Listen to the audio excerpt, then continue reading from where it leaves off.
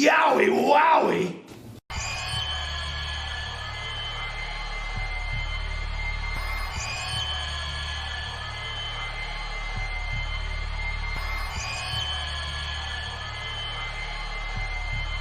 Is no man.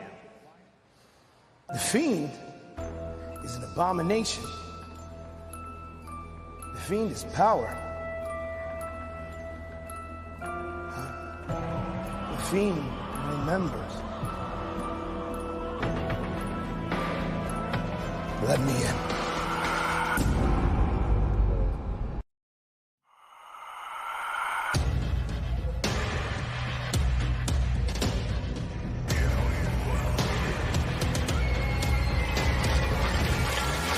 Let me in.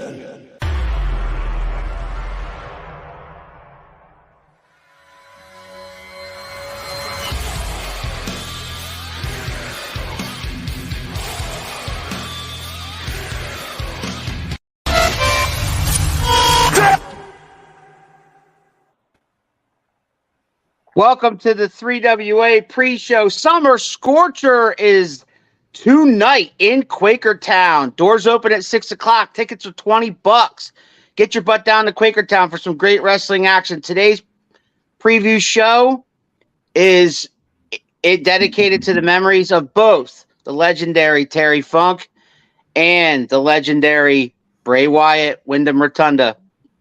Joining me in this crusade, the Professor Keith, as always, and two of the four contenders tonight for the inaugural 3WA Carnage Championship, the Outcast, Damon Dante, and representing the Bad Fellas, Nathaniel Cunningham. Gentlemen, how are we?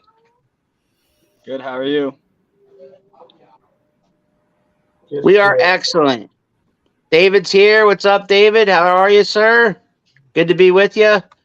And everybody who will watch this either now live or on your way to Quakertown, I hope. We have a lot to talk about, gentlemen, and tonight's show is stacked. It's going to be a great show, as always, as 3WA always delivers, but a little bit special to me and Keith, because Keith and I have been part of trying to make Carnage what Carnage has become. 3WA Carnage can be seen, in case you haven't seen it and you're watching us for the first time. You can see it on the 3WA YouTube channel, and every single episode is there. We are now getting into the 60s now in the episodes. We just recently finished episode 60 of 3WA Carnage with Keith and I at commentary, and we're proud to be part of that and proud to be introducing this championship. We can't wait to see who wins it. It's going to be great. I'm going to go one by one, guys, and give you all the time you want. What would being the 3WA Carnage champion, the first ever 3WA Carnage champion, mean? We'll start with Mr. Cunningham. You know, to me, it would mean a lot. I mean, I've spent almost, I think this is going on my third year, maybe third year on Triple WA, and you know, I haven't won every single match, but tonight I will beat the dude. I will beat Cody Rhodes, and I'll beat this piece of shit down in the right-hand corner, Damon Dante. That's what's going to happen, because I'm going to kick his head in, and I'm going to eliminate him first. And I'll pay tribute to Bray Wyatt, and I'll hit the Sister Abigail. 1, 2, 3. Wow. Outcast, could you respond to that, sir? It's about the Carnage Championship, right? A tournament we've all busted our ass to get to the finals of. And that's how you want to spend this moment. That's fine. That's fine. Because I'm going to win the Carnage Championship. I made it this far, and I ain't going to fall short now. I'm not only going to win it, all the Outcast Army is going to win it. And you're going to have to embrace the fact that people like you are now become people like I was. We didn't belong, right? When we win the Carnage Championship, it's people like you that won't belong anymore. Because us Outcasts, we're going to be in the history books. And that'll never get taken away, no matter what you or Donnie Bambino do. And I can finally put this all to sleep. You know, I spent most of my life beating the shit out of outcasts like you. All right, pal? And listen, you are the only one in this tournament that does not pose a threat to me in any way, shape, or form. So tonight, you and your outcast army of maybe 5 people in Triple WA? We have a whole Bad Fellas nation around us, pal. And tonight I will be the first ever Carnage champion. You know, it's funny that you mentioned that Damon Dante doesn't pose a threat to you, because did he or did he not wrestle to a 15-minute draw with the dude? Absolutely. Who you just said Damon Dante is the only one in the match that doesn't pose a threat. So therefore, you're saying that Cody Rose and the dude are more of a threat than Damon Dante. But this guy wrestled the dude to a 15-minute draw. What do you have to say about that?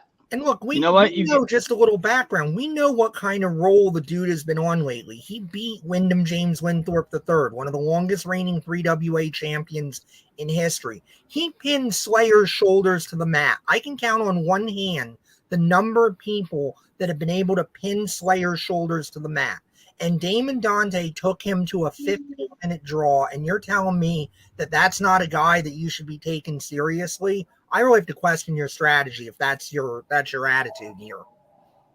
I'll give it to Damon that night. You had a little more gas in the tank, pal. But as far as maybe the athleticism, I have a little threat, but I think I have more athleticism in my pinky. So therefore, I mean, the dude is a threat. He's been on a high roll at 3WA. Cody is an amazing athlete. I couldn't pose. I stepped in the ring with him, and man, does he hit hard. But we had a great match.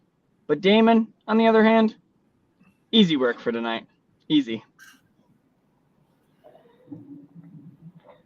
Going back to that little thing about how you're going to pay tribute to Bray Wyatt, it's people like you that made Bray Wyatt feel like he didn't belong in this world. And how dare you use his name? How dare you insert yourself like tonight? I'm going to make sure that out of everybody in that match, Nathaniel Cunningham leaves Quakertown empty-handed. And maybe, just maybe, with a broken jaw as well. And how about that for a tribute to a fallen legend like Bray Wyatt, who paved a pathway for people like me to live my dream? You're living a fool of a dream tonight. I'll tell you that. There's no way, chance in hell, you're going to get that title. Especially with the 3 other men in the ring, such as myself. And I got Donnie on my side. You're going home empty-handed, and you're going to remain an outcast like you always will be. Let us not forget, gentlemen, that this is an elimination match. It is a fatal 4-way elimination match. So that means it could come down to you guys one-on-one. If you eliminate the other 2, it's possible. I think for Damon's best interest that we don't end up one-on-one, because he knows what's going to happen to him tonight. As I beat his ass in all 4 corners of the ring, pin him 1, 2, 3, and become the new first ever Carnage 3WA champion. Never lacking of confidence. My first match in 3WA a year ago, I G-kicked you across the face and pinned you to the mat for a count of 3. Let's just remember that. That was my first match in 3WA and my second match in my career. We are in a year now. How much better do you think I've gotten? You just wait and find out tonight. I do remember that match. I will say it was a scrambler, wasn't it? But let's say this. When you G-kicked my face and pinned me 1, 2, 3, there was no reaction. No one cared about you as you made your entrance as well. But as soon as my music hit, everyone already knew who I was, because I was there doing my thing, grinding, way before you even got in the locker room. So count your blessings tonight, because I'll show you who the true Nathaniel Cunningham is. Well, it's getting heated in here, Professor. So, gentlemen, we wish you the best of luck in tonight's championship matchup. Obviously, we just want you guys to have a great contest and nobody get hurt. That seems like a little bit of animosity here. There's a history between the 3 of you the 2 of you and the dude, and you throw Cody Rose into the mix. who's been in the game for a while now. It's going to be it's going to be happening tonight, Quakertown. Fatal Especially four-way too, for the 3WA I'm Carnage. sure your buddy Donnie Bambino is going to be there, isn't he, Nathaniel? Well, he did say He's that. gonna be there. Yeah. He is going to be there. No love lost between Damon and Donnie. No, little history there as well. So, Professor, would you wager a prediction with these two guys in the room? Going to be very, very hard to call this match. Everybody coming into it is coming in with impressive victories in the tournament, impressive victories before that. It's going to be a barn burner. It's going to be about who's got the best cardio, I think, because remember, you don't just win once to win this match. You got to potentially win 3 times in one match, right, to be able to call yourself champion. It's going to be who has the best stamina. It's going to be who has the best wind. And the 4 guys that are in this match are absolute workhorses in 3WA and absolutely have the best cardio I've seen, maybe of anyone on the roster. Too close to call. You got a point, but I appreciate you guys having me, your new 3WA Carnage champion, on. And Damon, don't you have better things to do right now? Like go paint your face? I mean, I don't know. It's kind of scaring me already.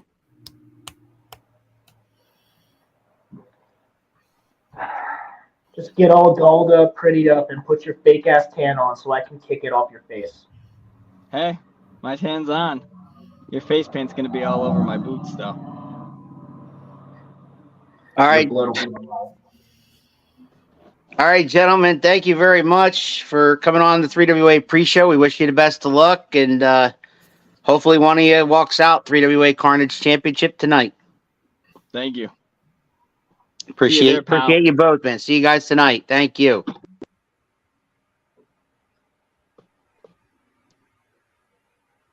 There they go, Keith. Little heated there, Keith, but I had to have a little, something going on, mad respect to the ruiner of it all, JT Cage. I know you might be watching this either now or on your way to the show tonight, so I hope everything goes well with your situations that you got going on today. You were a very busy person today, so you could not grace us with your presence. I do want to throw some heat, though, on the roadblock Chad McCoy, because he's too busy drinking beers to join us today. And yeah, well, hey, those were his words. I'm just saying. So whatever. So what's up, Chad McCoy? I know you're going to slap me for that one later on tonight, but whatever. What's also, that? Chad, make sure I'm standing right there. I want to see that. I really do. He really wants to see it. All right. So, Professor, we don't have much. I'll give you a couple pointers about slapping somebody. We don't have much. I'm going to lean on you to talk about Terry Funk and Bray Wyatt, but in a minute. But we don't have much to talk about with the 3WA Summer Scorcher tonight. There's only been a few matches that have been introduced. One such match is for the High Impact Championship, kind of a rematch from last month. The new champion, JCM, will defend his title against Wyndham James Winthorpe III. What do you think? Look, I hate to admit this. I'm throwing up in my mouth a little bit, but folks, if you've gone back, if you've watched Carnage, if you were in the building, JCM won. It was the biggest moment in his career thus far, to battle all the way back from a horrific back injury that kept him out for 2 years, to come back to win the championship. That's all he wanted to do. However, Wyndham is correct that the referee made a mistake. His shoulder was up before the 3 count. And I'm not going to go as far as Wyndham to say that JCM shouldn't be the champion, or that proves JCM couldn't beat him or anything like that. But referee's calls final. Right, but give credit to JCM, give credit to 3WA management. They saw the video. They both sides demanded, okay, let's do it again. Let's remove all doubt. And it's going to be JCM and Wyndham James Winthorpe III yet again. Now, The problem for JCM coming into this match is obviously that this is not a Wyndham James Winthorpe III who was just taking advantage of an opportunity presented like he did last month. Right. He's known about this for a few weeks. He's been able to study tape. He's been able to prepare. He's been able to get a game plan together. And Right. that's one of the most dangerous, most experienced men in the 3WA today going against JCM. Now, conversely, Wyndham is going to come in with a similar problem because JCM now has had time to study.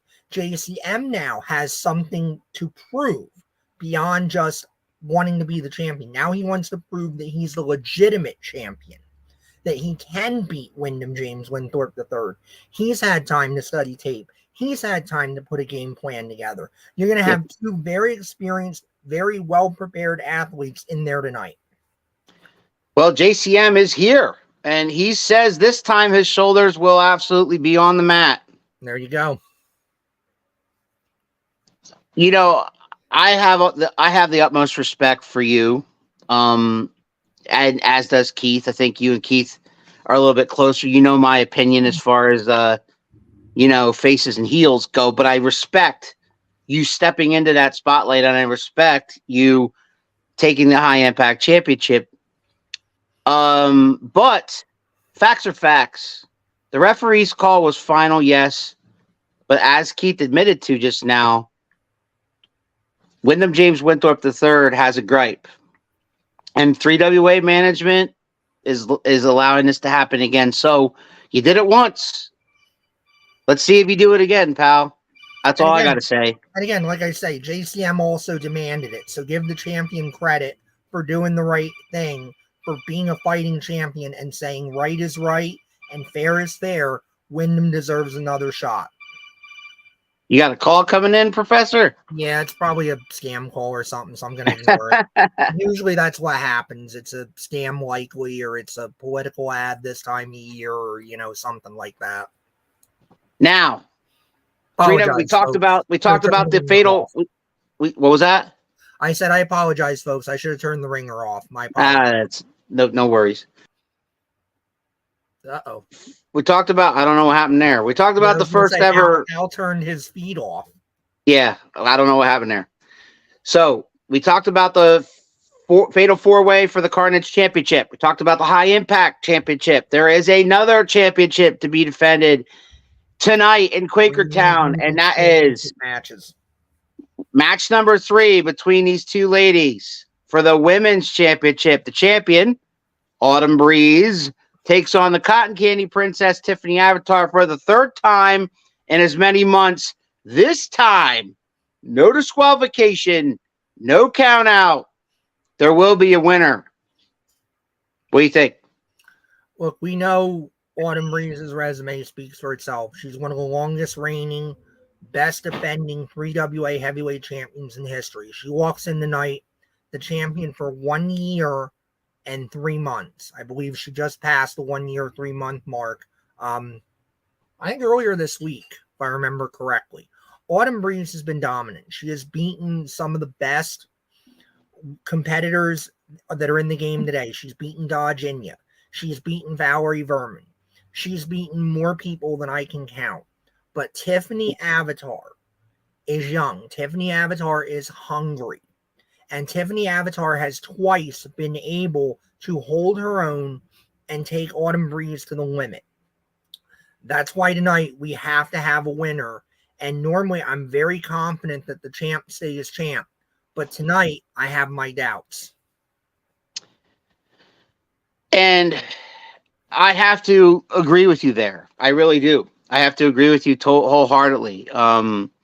Tiffany Avatar showed me a lot in her short time in 3WA, but I did go back and look some of her stuff elsewhere, and I tell you, she is one tough lady, and I think she is hungry, very, very hungry, and I don't see any reason to believe she wouldn't walk out the brand new 3WA Women's Champion tonight. But I'm not every time I think that Autumn Breeze is done, I'm wrong. So and that's why I wouldn't. Autumn Breeze has, tremendous experience in there. She's a veteran. She committed herself to when she won the 3WA Women's Championship. She felt like the title had been somewhat tarnished. somewhat disgraced, maybe wasn't defended as much as it should have been. And then, of course, we had the controversies and the problems that led to it being vacated. And Autumn Reeves felt like it was a tarnished asset, and she has done everything in her power to raise that championship back to the level of prestige it currently enjoys. And for Autumn Reeves, I mean, it's not just a championship, it's not just a title reign, it's a cause, it's a crusade. And Tiffany Avatar may be taking that a little too lightly. Some of the comments that she's made, frankly, have been completely disrespectful. And I don't know that Tiffany Avatar understands what that championship and what being champion means to Autumn Breeze. And, you know, that's it for announced matches at this event tonight. It is in Quakertown. It is at 6 p.m. The doors open at the QMART in Quakertown tonight. So come on down, bring the kids, and enjoy some great local wrestling. Those are the matches we know, but we also know some stars that will be there. 3WA regulars will be there, some that I have confirmed, and that is the Roadblock Chad McCoy will be there. He'll be in action. Slayer will be there, and he will be in action. Members of the original family with the original Hat Guy will be in action, as well as a few others that, another one that I did confirm will absolutely be there tonight is man, I just lost it. I had it and I lost it.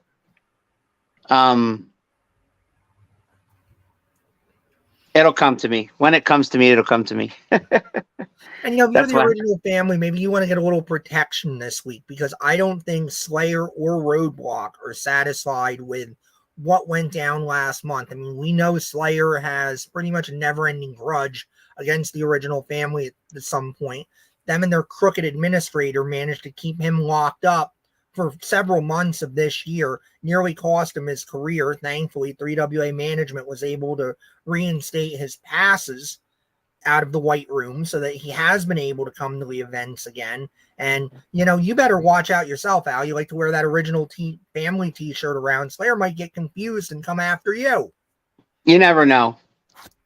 But anyway, it did come to me while you were talking there, and that would be the 3WA Extreme Champion, Alan Clayball, will be there as well. I can't confirm his partner of Dog Nation, Sage Matthews, will be there, but I did speak to Alan a couple days ago, and he will be there. Alan Clayball, the 3WA Extreme Champion, will be in action. So you have the Fatal 4-Way for the Carnage Championship. You have the Women's Championship, no disqualification, no countouts, and you have the High Impact Championship with Wyndham James Winthorpe III challenging the new champion JCM. So there's a lot to come out and check us out in 3WA. Quakertown tonight.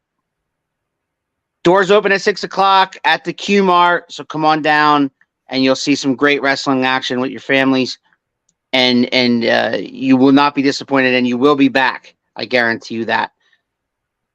On a more somber note, Professor, switching gears from 3WA to this week in wrestling, and it's hard for me to even get these words out, was one of the worst weeks in recent history, in recent memory for me and every other wrestling fan and every other wrestler who's in the business and anybody associated with professional wrestling, one way or the other. We lost two, not one, but two great legends days apart, like one day after the next. Yeah. In the form of Terry Funk and Wyndham Rotunda, aka Bray Wyatt. They had tributes for both this past Friday on SmackDown, WWE did, as well as I saw all kinds of videos of independent shows and different things, and rock concerts and different things that had tributes to both guys. So the outpouring is crazy. On Twitter, it's crazy. Like, everybody is hurting this week. A dear friend of ours, who I will not name to save him, and I'll tell you who that is tonight when I see you in person, literally text me the day after, the next morning, which would be, I believe, this morning, and basically said that, you know, he just woke up and he was crying. And I mean, he never even met either one of these guys, but that's how much he's hurting inside about this week. So with that in mind, I know, and most people know, anybody that's met you, and I've known you for now over 10 years, longer. Yeah. I consider you family. My kids consider you their uncle. And I know more than anybody that you know a lot more about Terry Funk than most. He was one of those guys who you often call the greatest of all time, because that's a debate that you can argue all day with who, depending on who you're talking to, who they think is the greatest of all time. A lot of fans think it's one guy or the other. I know I've heard you often say that it's Terry Funk. Mm-hmm. So I'd like you to talk about Terry Funk however you wish to. I think Terry Funk is the greatest of all time because Terry Funk gave everything to the wrestling business. Terry Funk was the epitome of that guy that you walked out of a show and you said, I don't know, the rest of that might all be bullshit, but that guy's real. Terry Funk was insane, legitimately insane. I don't, to quote what Mike Johnson said in his tribute, and I definitely recommend you go over to PW Insider and track that article down. It's probably still on the front page, and read it. Terry Funk was the NWA heavyweight champion at a time when the champion was expected to go everywhere and be a baby face or be a heel at the drop of a hat, depending on where you were. And he was a great drawing NWA heavyweight champion. Before that, he was the policeman for his brother as NWA heavyweight champion. So as his brother Dory was going around to all the different territories, usually Terry had to go in first. And the situation was, either he would try to cripple the challenger or he would be trying to make the guy prove that he was worthy of Dory. So if you look at it from that perspective, even though Terry wasn't the NWA champion, in both of those instances, it's almost kind of like he was, because he was keeping an NWA champion schedule at that point. Then you fast forward, Terry Funk evolves, comes to WCW in 1988. Right. WCW was on its ass. Funk created magic, feuded with everybody. Terry Funk was the heel on that roster, and they did incredible business that once he left, they never, ever, ever, ever, ever did again until the NWO almost a decade later. Right. Then Terry Funk, again, unselfish, reinvents himself again, becomes the Lord of the Death Match, the Lord of Hardcores, gives himself completely to the devotion of getting this little independent promotion in Philadelphia over, and helps turn them into a global phenomenon. Yep. Terry Funk was the epitome of a wrestler's wrestler. Anybody you ever talk to about Terry Funk was giving.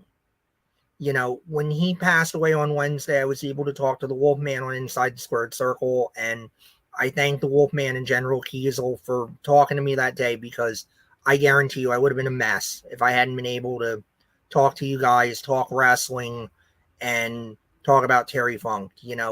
You can see on Peacock the match that Terry Funk had with the Wolfman in Eastern Championship Wrestling. And the thing about that match is Wolf was green as grass. He was nobody. And Terry Funk still gave him a bunch of offense. And he was Canadian. Yeah, and he gave the Wolfman a bunch of offense and made him look like more than just, the job boy that Terry Funk had to beat. And I mean, Funk had an angle. Funk was a main eventer at that point. He had an angle with the heavyweight champion of the company at that point, and they did a run in after and all of that stuff. Terry Funk could have absolutely said, 5 minutes, kid, and I just eat you up, and then we go to the run in, and then I walk. A lot of guys would have done that in Terry Funk's position. big star, little independent company, has local television, whatever, I don't care, it's a check, blah, blah, blah. No, Terry Funk went in there, took it on his back, and gave unknown wrestlers that chance. That's why Terry Funk's the best of all time, because Terry Funk was that giving, and he was that good, and he was a mentor to so many people, and it's a damn shame that he couldn't live forever. This is true. And as unfortunate as it was for the wrestling world to lose him, he was close to 80 years old, which we'd be thankful he was around that long, and that's great, because a lot of these a lot of these wrestlers don't make 80 years old. No, and he was definitely, he was in decline, and he was suffering. He had dementia, which was getting severe. He had Parkinson's disease, which, if you've ever known anyone with Parkinson's, you know what they struggle with on a daily basis. It's a horrible, insidious disease. He had lost his beloved wife, Vicky, a few years ago. And again, that's a testament to the strength of Terry Funk, that as much as he always talked about her, and he always wrote about how much he loved her and that she was his whole world. And anybody that knew Terry would always say that, like, if you saw Terry, Vicky wasn't going to be far behind. They were inseparable. And to have the strength and the courage and the wherewithal to continue on after losing her is, again, another testament to how just goddamn tough Terry Funk was. One of the toughest. On the flip side, I mentioned his age because Bray Wyatt at Wyndham Rotunda was 36. Yeah. And I know to some the losses are rather equal, but when you lose somebody that young, it seems to be a little bit more of a shame that he didn't get to live a full life with his children, with his wife, the things that he built. Who knows whether he was going to be back involved with wrestling or not after, dealing with everything he had to deal with or whatever. We did get confirmation that he had suffered a heart attack, and that's how he passed. Due to complications from COVID, which kind of lingered around in his system or whatever. But the only thing I can say about, and listen, what you said about Terry Funk, beautiful. That's great. My memories of Terry Funk when I was a kid was just from WCW days. So that's the first time I heard his name. I had a buddy when I was a little kid, when I was 10, 11, 12 years old, and I was strictly watching WWF. And he said, no, you got to check out WCW. It's got this or that, the other thing. And I would say, no, I hate that stuff. That's not the same thing, blah, blah, blah, blah. Until one day I decided to do that. I decided to watch some WCW.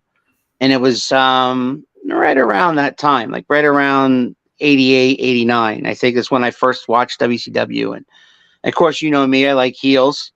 You just said he was the heel. Mm-hmm. So right away, I was drawn directly to Ric Flair and Terry Funk. These guys were the bad guys. So I was right away enthralled by those guys. And I just thought he had a presence, just a tough guy you did not want to mess with.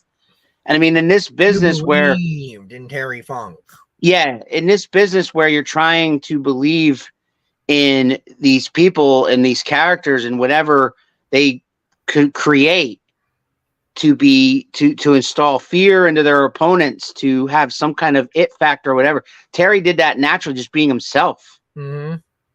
And he was just a natural, tough guy that you just didn't want to screw with. And so anytime I saw him in the ring, I knew it was going to be a fight. Fast forward to ECW, my cousin Kyle was the first one to tell me, hey, you got to check out ECW, Hardcore TV. He figured out when it was, blah, blah, blah. So then I saw ECW, and then ECW's first pay-per-view. I watched it with Kyle. I watched the ECW's first pay-per-view with Kyle, and Terry Funk was a big part of that. Again, reintroducing me to Terry Funk and what he did to help out ECW at the time too. And then of course, he comes into WWE later on down the road, tag teams with his old rival Mick Foley, they become the tag team champions at WrestleMania, I believe 14.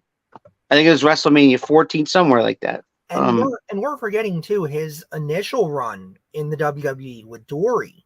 Right. And he wrestled Hogan. He wrestled Hogan a lot. Like, people forget they were on Saturday night's main event. And I mean, that's really one of, to me, the great head scratchers, is why Vince McMahon never seemed to think that there was, you know, maybe not a WrestleMania, but at least like a real money program in putting Terry Funk and Hulk Hogan together. Because I mean, a guy like Terry Funk, the monstrous heel that he could be, the places that he could go to. I mean, I remember him, you know, Mick Foley talked about a promo he cut on Bob Armstrong, and he kind of reused it in ECW, where he wants Bob Armstrong to come fight him. So he gets on the microphone and he's like, "Bob Armstrong, your wife's a whore. Come fight me."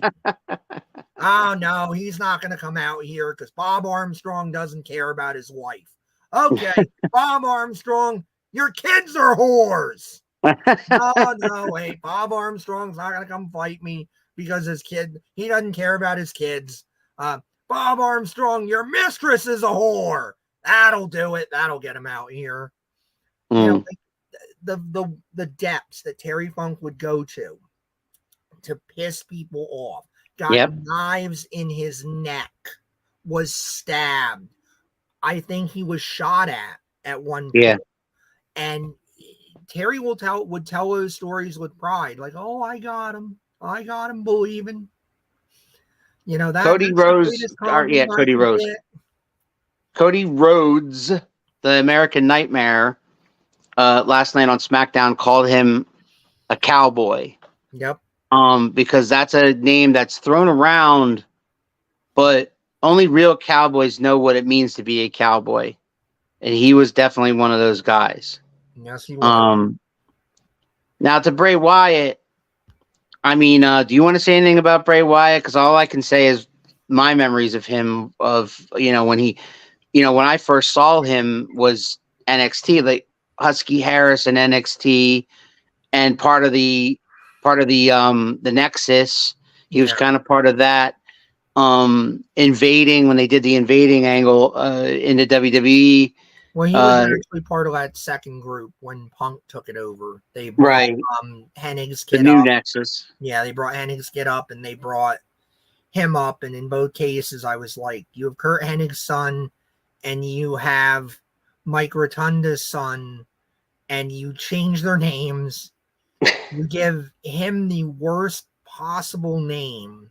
Right. It's just guaranteed to not let him do shit. Right. And thank you, Anthony. Yeah. And I mean, you know, it's different, I think. And I think this one is different in a lot of ways. Because, number one, you know, I go back to Owen Hart, and this feels a lot like Owen Hart, where this is somebody who nobody has a bad word to say about on the roster. Right. There were never, you know, those negative reports in the sheets about him or anything. Right. Everybody has good things to say about him. He has a young family, and I keep going back to that, is that everything that he's going to miss those kids growing up. He's going to miss their graduations. He's going to miss them getting married. Right. He's going to potentially miss grandchildren. And he never did a damn thing wrong. He had no vices. He had no problems. It's just a stupid fucking virus that exacerbated a pre-existing condition that, again, wasn't his fault. Right. And he's gone. And I think what makes this different, too, is this is the first time that this has really happened since social media has really come into its own and become such a ubiquitous part of our lives. You know, because when it was Owen Hart, we didn't really have the internet or much of anything like that. You knew people were hurting, and you hurt within your own groups, but it was still kind of lonely because Owen's heyday was a year or two before everything really took off.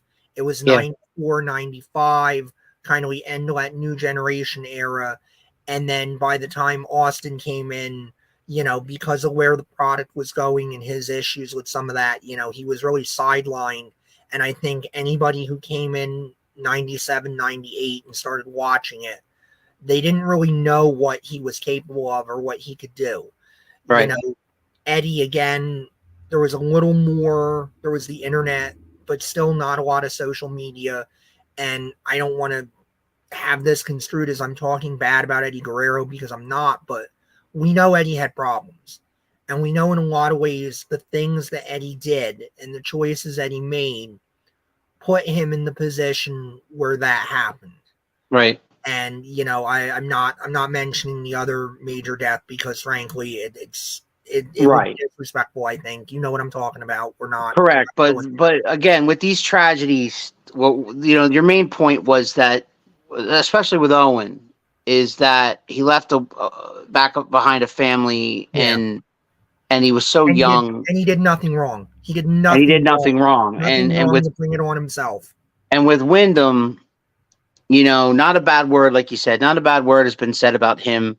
There's been tributes all over Twitter. There's been videos. There's been people with pictures, fans sharing pictures of when they got to meet him, or videos of when they got to meet him. I've seen a bunch of them floating around. And I think what else makes this different, not to cut you off, but it's a younger generation, right? For a lot of folks, this is your first. This is the first time that somebody that you really loved as a performer is gone. Yeah, and my son's one of those people. Yeah, and I understand, and that's kind of what I'm saying to you guys is, having lived through Owen Hart, I understand your confusion. I understand that part of the pain is you may be feeling like, but I didn't know him. I didn't have a connection to him. Why am I crying? Why am I sad? Why am I this heartbroken? Feel how you feel. That's valid. Don't feel like, you don't get to grieve too. And you don't get to feel like that this affected you, because he did. He touched you in a way. He made you feel what he made you feel. And that's valid. And that's important. And if somebody tells you that because you didn't know him or you never spoke to him, that you don't get to grieve or you're being silly or anything like that, that's their problem. That's not your problem. You feel how you feel, and that's okay.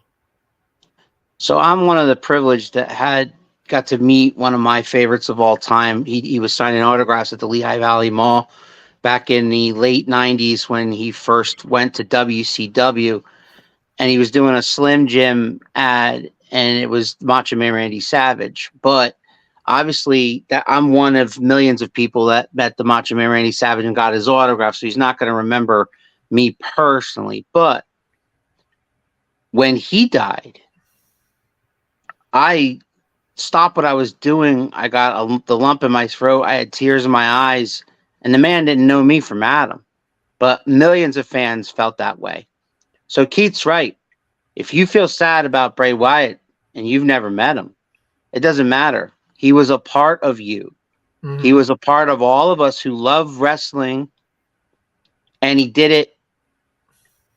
I watched a video of Triple H saying that he was crazy, but creative. Mm-hmm. And it was just an overflow of creativity. He had so much more that he had locked up inside there, but there was no one steering the tornado, to quote Triple H. It was a tornado of creativity, but no way to steer it, because you can't steer a tornado even if you try. Yeah. And that was Bray Wyatt, Wyndham Rotunda. And our hearts and our thoughts go to his family, to his kids, to his wife, to his father, to everybody, to his brother. I can't imagine the horror. To everybody that has been affected by the passing of Bray Wyatt. He was so very anything. We have lots of friends. Keith and I have lots of friends that that loved Bray Wyatt. You know, we also have some friends that weren't particularly a fan of his, but it doesn't matter because in the end, now that he's gone, everybody's hurting a little bit, and we could look back at him and say, you know, he made a thumbprint. He made an impact in the business. He made an impact in the business in his short time that he did. We're not going to forget him. Nobody's going to forget him 10 years from now, 20 years from now. You will not forget him, and that's a thumbprint. You know, people will make fun of the Ultimate Warrior. They say he was never a great wrestler. They say he was, you know, just some bodybuilding freak, blah, blah, blah, blah, blah, whatever. All the negativity about the Ultimate Warrior. But you know something? They still talk about the Ultimate Warrior. He's mentioned once in a while. Like he comes up. My point is that good, bad, or indifferent, he made his mark. Bray Wyatt made a much more positive mark, but he made a very creative and very fun ride for all of us to enjoy.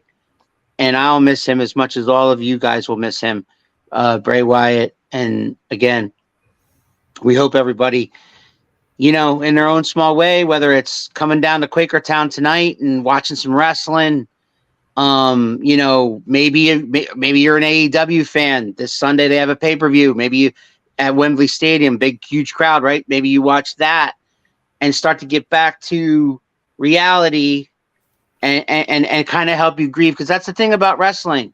That's why me and Keith love it so much. It's this world that we are in, even a little bit, that we never thought we'd be in, but we're in it. You know, Keith's commentating, I'm ring announcing. Like tonight when Keith and I sit at the table together and call the matches tonight, it's for Wyndham and Terry.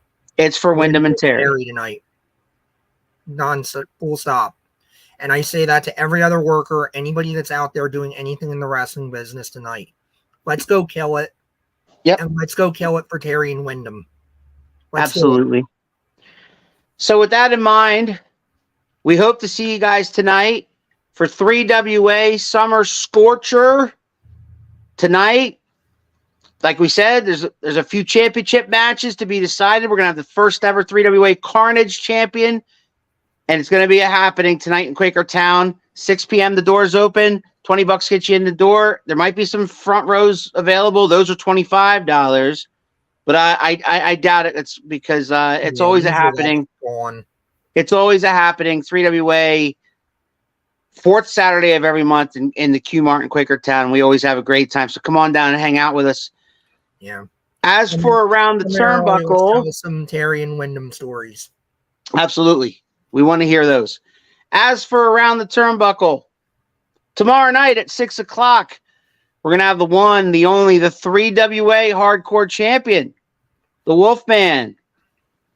And we had an interview with him a couple of years ago. You can go back and watch that on our YouTube channel, and you can see we just barely scratched the surface for his career. We know, because once we start talking to the Wolfman, we just can't stop. He's got so much to offer, so much story, so much history. Mm-hmm. As Keith said, you know, I'm sure he's going to mention and talk about his match with Terry Funk that is available right there on Peacock. You can go on the old ECW Hardcore TV stuff, and you can find that match with the Canadian Wolfman versus Terry Funk is in there, and we'll be talking with him about that.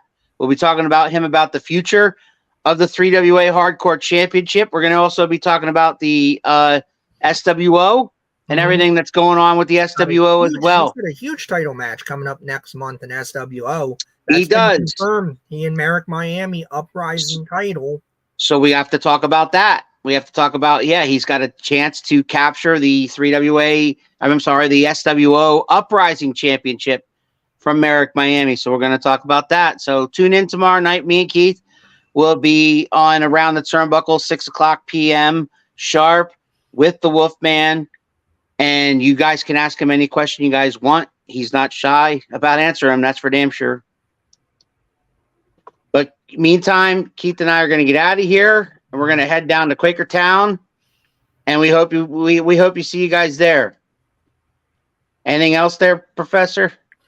I think you hit the nail on the head. I mean, again, I just want to reiterate, folks, we're all hurting, and it's okay to hurt, and it's okay to grieve. And just I know we're trying to sell a show here and all that stuff, but I really truly believe that if you can get to a show tonight, if it's this show, if it's any other show,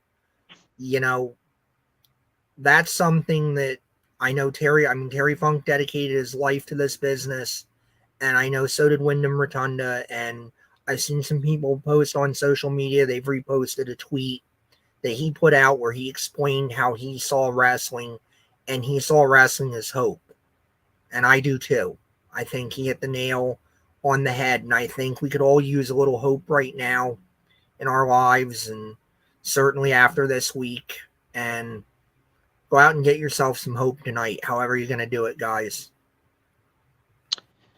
So for those of you joining us in Quakertown tonight, the professor and I will see you there. We're calling the matches, we're calling the show. And we'll see you tomorrow night. If we don't see it tonight in Quakertown, we'll see it tomorrow night on Around the Turnbuckle with the Wolfman. My thanks to Nathaniel Cunningham and the Outcast Damon Dante for joining us in the onset. They are two of the four members of that fatal four-way elimination match for the Carnage Championship. And Keith and I cannot wait to see our first ever 3WA Carnage Championship, something that means a lot to us, because we have a small hand in it, and that's great. Mm-hmm. Meantime, guys, we'll see you tonight. Our whole Carnage team getting this. Absolutely. We all did it together, and it's a sad day, and I almost feel bad that we're gonna be celebrating, but at the same time, I think they're looking down, and I think they would look at this as, but this is what it's about. I think that they would want us to enjoy something that they loved, which is professional wrestling. Yeah. And so you and I are going to go do that tonight. With that, we'll see you guys either tonight in Quakertown or tomorrow on Around the Turnbuckle. See you guys then. You think you know me? Oh, yeah.